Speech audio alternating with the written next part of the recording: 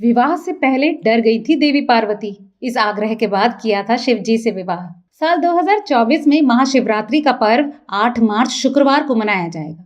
हर साल फागुन मास के कृष्ण पक्ष की चतुर्दशी को महाशिवरात्रि मनाई जाती है। शिव पुराण के अनुसार महाशिवरात्रि की रात को ही महादेव शिवलिंग रूप में प्रकट हुए थे, जिन्हें ज्योतिर्लिंग नाम दिया गया। कथाओं के अनुसार जब महादेव शिवलिंग के रूप में प्रकट हुए तो वो शिवलिंग इतना विशालकाय था कि उसके प्रारंभ और अंत का कोई पता नहीं लगा पाया। भगवान ब्रह्मा और विष्णु भी इस शिवलिंग के छोर तक नहीं पहुंच पा रहे थे। भगवान शिव के इसी स्वरूप को महाशिव कहा गया। साथ ही महादेव के शिवलिंग रूप में प्रकट होने की रात को महाशिवरात्रि कहा गया। इसके अलावा पौराणिक कथाओं के अनुसार महाशिवरात्रि के दिन ही भगवान शिव और माता पार्वती का विवाह हुआ था।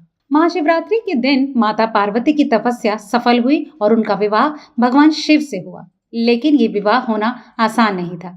इसके पीछे कई कारण थे, जिनका वर्णन विभिन्न पुराणों में मिलता है। पौराणिक कथाओं के अनुसार भगवान शिव का सबसे पहले देवी सती से विवाह हुआ था, लेकिन सती के पिता राजा दक्ष इस विवाह के खिलाफ थे। इसी वजह से जब उन्होंने एक बड़ा यज्ञ किया तो उसमें अपने दामाद भगवान शिव को आमंत्रित नहीं किया। अपने पति के अपमान से व्यथित होकर देवी सती ने यज्ञ कुंड में ही अपनी आहुति दे दी थी।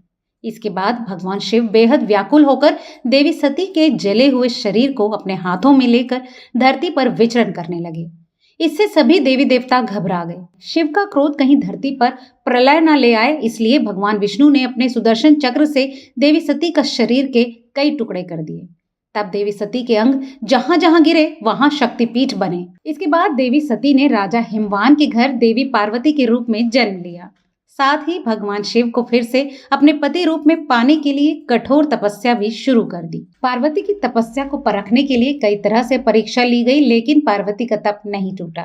आखिरकार भगवान शिव ने उनसे विवाह करने का निर्णय लिया। आखिरकार वो रात आई जब भगवान शिव देवी पार्वती से विवाह करने के लिए बारात लेकर उनके घर पहुंचे। लेकिन बारात में भूतों की टोली और दूल्हा शिव को भस्म लपेटे देखकर देवी पार्वती की मां डर गई। साथ ही उन्होंने बेटी का हाथ शिवजी को सौंपने से मना कर दिया। तब व्याकुल होकर देवी पार्वती ने भगवान शिव से प्रार्थना की कि वो एक राजा के रूप में तैयार हो जाएं ताकि उनका विवाह हो सके। इसके बाद भगवान शिव राजा के रूप में जब आए तो लोग उनके खूबसूरत रूप को देखकर पलके झपकाना तक भूल गए। इसके बाद भगवान शिव और माता पार्वती का विवाह संपन्न हुआ।